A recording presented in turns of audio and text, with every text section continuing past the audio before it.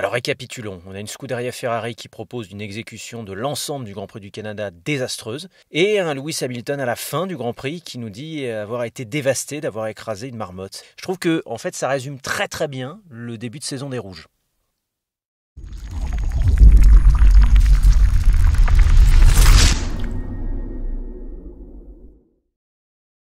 Bien le bonjour ma chère communauté, j'espère que vous allez bien, j'espère que vous avez vécu un grand week-end de sport automobile, non seulement du côté des 24 heures du Mans, mais aussi du côté de la Formule 1. Comme je vous l'ai dit dans un de mes posts communautaires, je vais procéder à un débrief un petit peu plus tranquille, un petit peu plus à la bonne franquette, mais qui me permettra d'être un petit peu plus exhaustif, comme je l'avais fait pour le Grand Prix d'Imola pendant que j'étais en vacances. Et comme je vous l'ai dit, j'ai été très agréablement surpris de vos retours. Donc je me suis dit que c'était peut-être l'occasion, vu que le Grand Prix hier soir était tard, de me poser un petit peu plus calmement pour revenir sur ce week-end qui est riche en enseignements, encore une fois, parce que le circuit Gilles Villeneuve, c'est une piste qui est à la fois atypique, de par le fait que c'est une piste semi-urbaine. C'est une piste qui est très dure sur les freins, c'est une piste à l'abrasivité un peu particulière, non seulement parce qu'on est encore venu ce week-end avec la gamme la plus tendre chez Pirelli, c'est-à-dire C4, C5, C6, mais aussi parce que les variations de température peuvent être assez grandes. En plus de ça, on a eu le phénomène de graining qui a un petit peu handicapé l'ensemble du peloton et qui a peut-être un peu faussé cette dégradation, notamment en course. Et puis, traditionnellement, le Canada, c'est toujours un Grand Prix où il se passe quelque chose. Il y a toujours un peu de grabuge, il y a toujours un peu d'action particulière qu'on ne retrouve pas forcément sur d'autres manches. Et évidemment, cette édition n'a pas manqué à l'appel. Et à ce petit jeu-là, c'est grosso modo Mercedes et George Russell qui se sont avérés les plus forts, avec un jeune Britannique qui justement arrive à concrétiser ce qu'il n'avait pu entériner l'année dernière sur cette même piste. On rappelle que Russell avait signé la pole déjà en 2024, en battant de justesse, je dis bien de justesse parce que c'est exactement le même chrono, mais il l'avait fait juste avant, en battant de justesse un Max Verstappen pour cette pole position. Et ensuite, Russell s'était confondu un peu en maladresse dans des conditions changeantes lors de la course du lendemain, et il avait dû finalement abandonner cette victoire pour ne récolter qu'un maigre podium qui donnait une forme de goût de trop peu. Et là, on a un George Russell qui, au contraire, a tout réalisé parfaitement, ce qui montre symboliquement qu'on n'est plus en face du même pilote, en fait. L'année dernière, on pouvait encore être en présence d'un pilote hésitant, un petit peu balbutiant.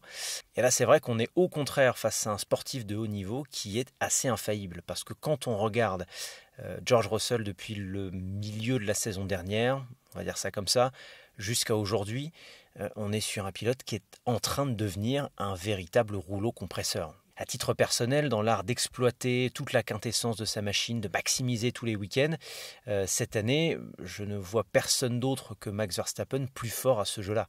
Et donc, naturellement, quand se présente pour Russell l'opportunité de gagner un Grand Prix, de le gérer pour ne pas dire le dominer, eh bien évidemment, il saisit cette opportunité sans coup férir. Et donc, à Montréal, cette opportunité lui a été offerte, je pense, pour plusieurs raisons. Déjà parce que je pense que le circuit du Canada ne met pas autant en avant les forces intrinsèques de la McLaren, qui est censée être la voiture dominatrice. On n'est pas sur des grandes courbes type Barcelone ou des grands changements de direction comme le premier secteur de Miami par exemple.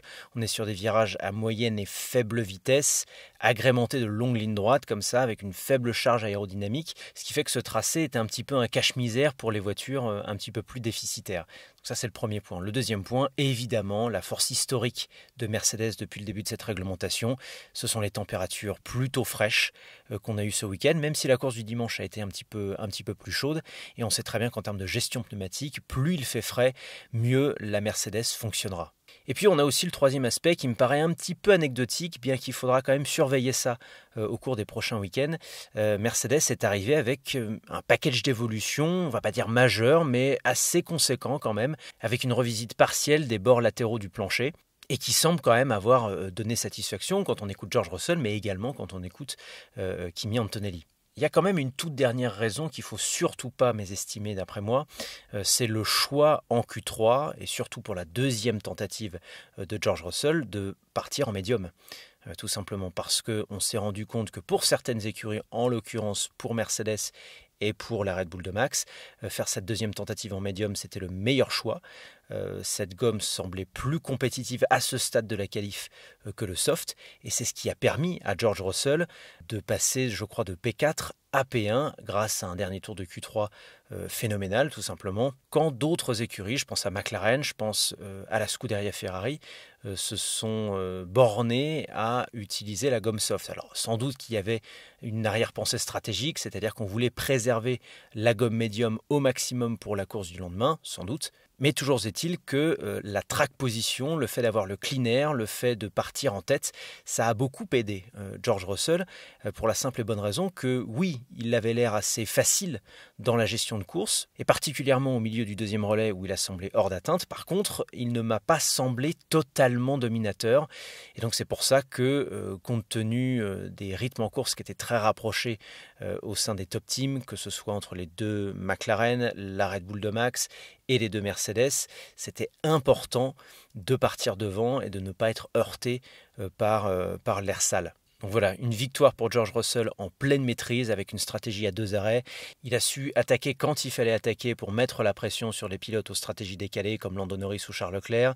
Il a su attaquer aussi pour se défendre tout simplement de Max Verstappen qui, grosso modo, l'a harcelé jusqu'au bout. Et il a su préserver ses gommes pendant l'ensemble du Grand Prix. Et la bonne forme de Mercedes se vérifie parce que c'est pas seulement George Russell qui a performé, mais également Kimi Antonelli qui glane son premier podium. Un premier podium qui n'a pas été très simple à prendre parce qu'il a fallu déjà dépasser Oscar Piastri au départ, ce qu'il a fait magistralement.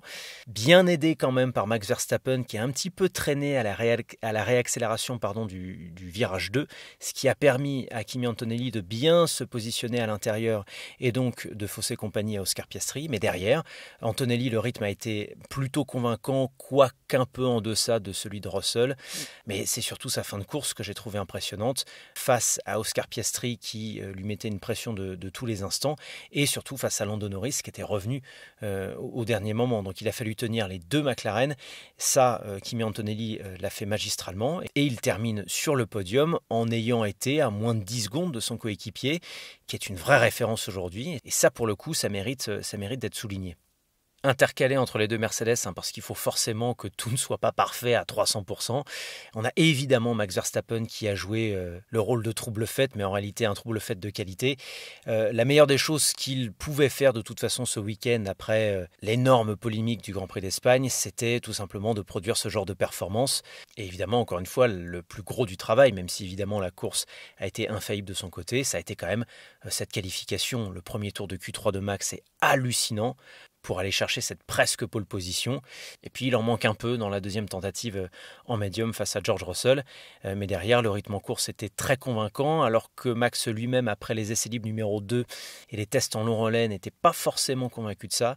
Mais encore une fois, on constate que sur une gamme de pneus très tendre, sur un type de tracé qui est encore très différent de celui d'Imola, qui est encore très différent de celui de Suzuka, très différent de celui de Jeddah par exemple, et on constate encore une fois que cette RB21 aux mains de Max est très compétitive et n'a pas eu trop de mal à devancer à la régulière les deux McLaren d'Oscar Piastri et de Lando Norris. Et c'est un autre indice qui me fait une fois encore dire que Max Verstappen peut potentiellement se mordre les doigts de son pétage de plomb au Grand Prix d'Espagne et des points perdus en conséquence, parce que lui a eu beau penser le contraire au sortir du Grand Prix d'Espagne.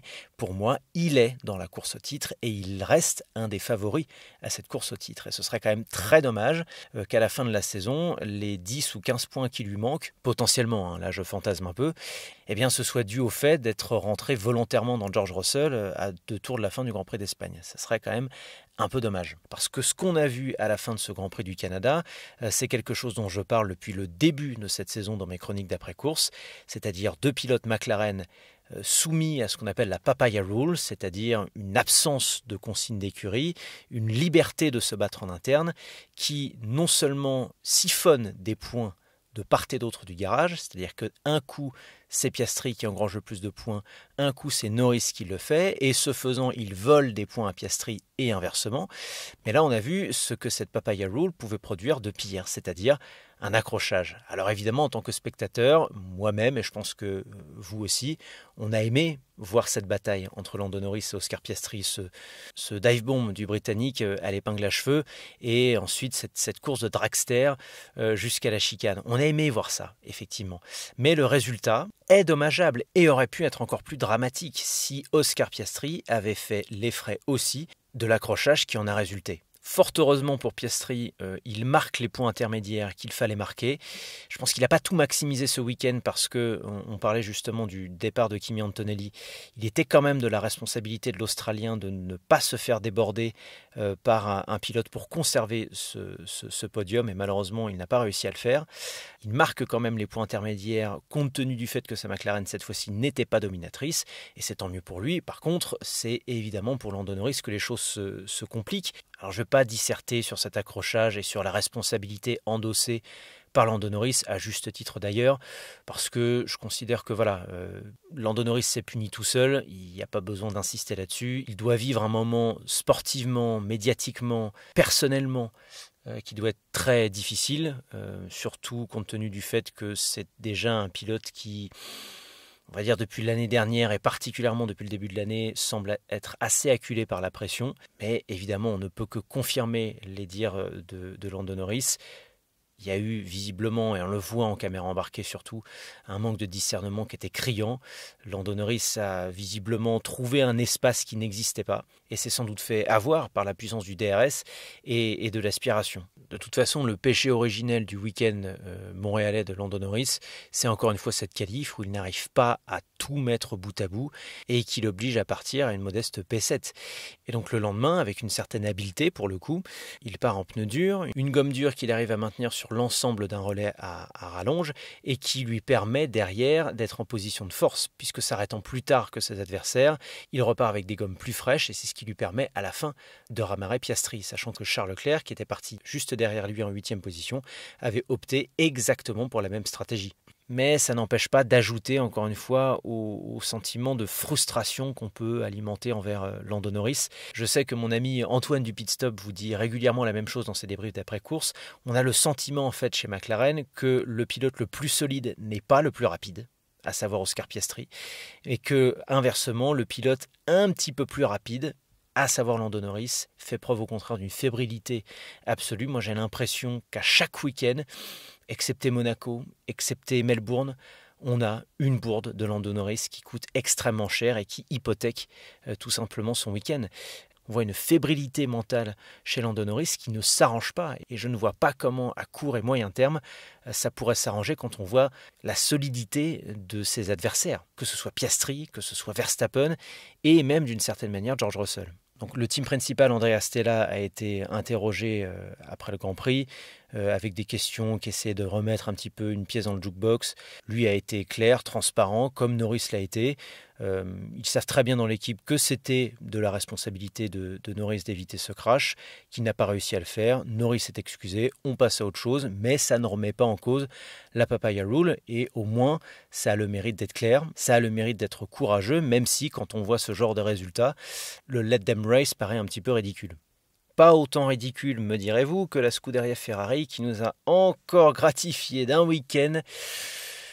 Mon Dieu, si seulement je ne pouvais parler que des 24 heures du Mans, je le ferais avec grand plaisir pour vous narrer, débriefer la brillante victoire du cheval cabré entre les mains en partie de Robert Kubica.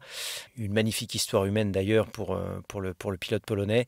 Mais malheureusement, on parle de F1 sur cette chaîne et on sera obligé de revenir sur la calamité qui a encore été ce week-end de Formule 1 à Montréal chez les Rouges. Et c'est d'autant plus frustrant parce que quand on a écouté les déclarations de Frédéric Vasseur qui réagissait justement à l'ambiance en interne, à l'impact de la pression de la presse transalpine et des réseaux sociaux, en s'en plaignant, en trouvant ça scandaleux, en expliquant que c'était pas possible de travailler dans des conditions comme ça et qu'il fallait un petit peu les laisser tranquilles, effectivement on a envie d'être en sympathie avec lui, on a envie d'être en sympathie avec l'ensemble des Rouges.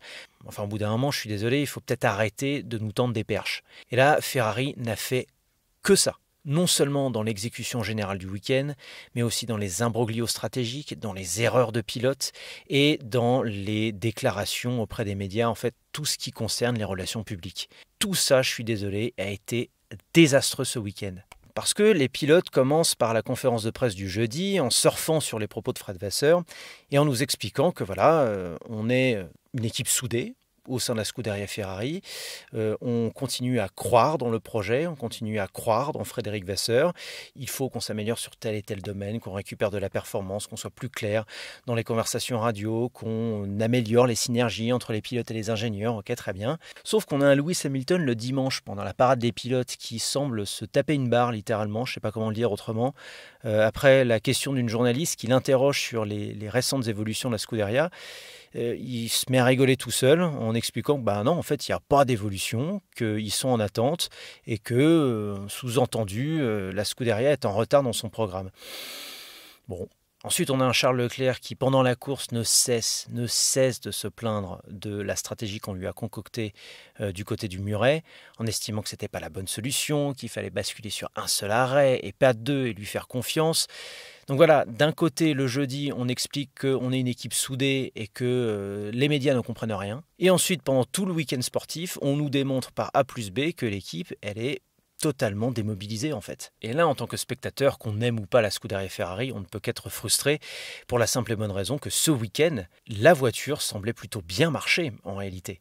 Et tout a été gâché quand on regarde bien. Mais beaucoup de choses ont été gâchées en premier lieu par des erreurs de pilote, et d'un pilote en particulier. Je suis navré de le remettre en avant à ce niveau-là. Mais c'est Charles Leclerc. Charles Leclerc, je suis désolé, sa sortie de piste en EL1, c'est pas possible quoi. C'est pas possible pour un pilote de ce niveau-là, c'est pas possible pour un pilote de cette expérience-là. Surtout que ça l'empêche tout simplement de participer aux EL2 et on sait à quel point sur la piste de Montréal, participer aux essais libres numéro 2 est crucial parce que ça permet de comprendre le rythme en long relais, la dégradation des pneus, et que s'il avait eu plus de données sur cette dégradation des pneus, peut-être que via le muret, on l'aurait beaucoup plus écouté le dimanche, quand il s'est plaint à la radio que il voulait faire cette stratégie à un seul arrêt, qu'il était bien sur les médiums, qu'il était bien sur les hards. Donc moi je veux bien, je suis le premier à dire que Ferrari n'écoute pas suffisamment ses pilotes en matière stratégique et que quand ils le font, ça produit des masterclass qu'a pu réaliser Charles Leclerc pour le coup, comme par exemple à Monza l'année dernière, où il pousse pour ne faire qu'un seul arrêt, ou comme par exemple à Suzuka l'année dernière, un exemple un peu moins connu, qui lui permet de remonter de la 8e à la 4e place parce que c'est le seul pilote parmi les leaders qui milite pour ne faire qu'un seul pit stop. Mais là, le paradigme est complètement différent. Leclerc et Ferrari n'ont pas suffisamment de données en vue de la course, et donc effectivement, Leclerc peut pester contre la stratégie qu'on lui intime, il n'est pas en position de force. Et c'est encore une fois tout le problème qu'on peut observer parfois chez ce pilote, parce que moi je suis persuadé qu'il y avait beaucoup plus à aller chercher. La Ferrari était à l'aise sur ce tracé. Charles Leclerc, il le dit à très juste titre samedi, il pouvait jouer la pole, mais s'il ne la joue pas, c'est qu'il fait une erreur sur la chicane du virage 5. Alors évidemment, Leclerc nous expliquera après que c'est à cause du dirty air d'Isaac Hadjar qui était devant lui, mais enfin... Alors évidemment, vous allez me dire qui je suis pour juger de ça, j'ai jamais mis les fesses dans une Formule 1, je suis tout à fait d'accord avec ça, mais enfin... En Q1, tous les pilotes ont fait un tour rapide en dépassant au moins 3 ou 4 voitures. Donc Charles Leclerc, c'est pas le seul à avoir été confronté au dirty air. Cela étant, chaque pilote n'a pas eu à avorter son tour après une grosse erreur. Je suis désolé, non. Et la frustration est d'autant plus grande que maintenant je vais me prêter à l'exercice périlleux de l'Uchronie, parce qu'au vu de la facilité relative avec laquelle Leclerc était parvenu à allonger son premier relais en pneus durs, au vu aussi de l'aisance qu'il montrait à chaque fois qu'on le voyait rouler, moi je suis persuadé que s'il était parti de la première ou de la deuxième ligne et non de la quatrième, et si surtout il avait effectué ses simulations de course en EL2, notamment sur la gomme médium qui lui a posé tant de problèmes en fin de course, eh bien je suis persuadé que 1, il aurait pu dicter sa stratégie comme il l'entendait, et que 2, il aurait pu jouer la victoire. Je ne dis pas que ça aurait été facile, je ne dis pas qu'il l'aurait fait, je dis simplement que c'était jouable. Au lieu de ça, celui qui a dû limiter la casse pour Ferrari le samedi, c'était le pilote le moins rapide, à savoir Lewis Hamilton, qui partait d'une modeste P5. Derrière, il a fait ce qu'il a pu, et puis patatras, au tour 7 ou 8, je crois, il heurte une marmotte qui lui fait perdre une vingtaine de points aérodynamiques et qui l'exclut de toute façon des débats pour un top 5 légitime. Donc j'en reviens à mon intro, évidemment vous aurez compris que je ne me félicite pas d'un pilote qui écrase une marmotte. Moi j'aime pas voir ce genre d'image. Il y en a une qui avait circulé justement au début du week-end pendant les essais libres, où je crois que c'est Gasly qui en heurte une devant des spectateurs un petit peu pantois comme ça. C'est pas une image évidemment que j'aime voir, mais je trouve tellement ironique de voir la déclaration d'après-course de Lewis Hamilton nous dire qu'en fait il a été dévasté par le fait d'avoir écrasé une marmotte et qu'il n'aimait pas ça, quand on voit le chaos qui règne autour de sa propre écurie. C'était là pour le coup, c'était assez saisissant. Et il a complété, Lewis Hamilton, ce qu'il avait dit pendant la parade d'avant-course, à savoir que maintenant, ça y est, il fallait apporter les évolutions illico presto, là, parce que tout simplement, ce n'était plus possible. Donc encore une fois, je veux bien que la presse transalpine, que les réseaux sociaux soient durs envers la Scuderia Ferrari, qu'ils mettent une pression incommensurable et que ça puisse perturber l'opérationnel jour après jour. Je veux bien, mais enfin, au bout d'un moment, il faut éviter de donner le grain à moudre aussi.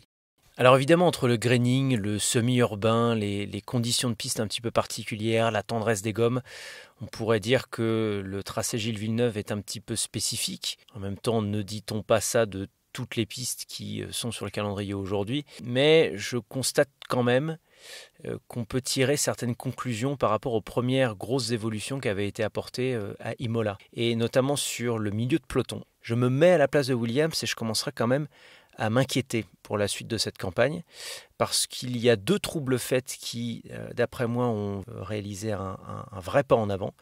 Le premier trouble fait, c'est Aston Martin, et le deuxième trouble fait, c'est Stake Sauber.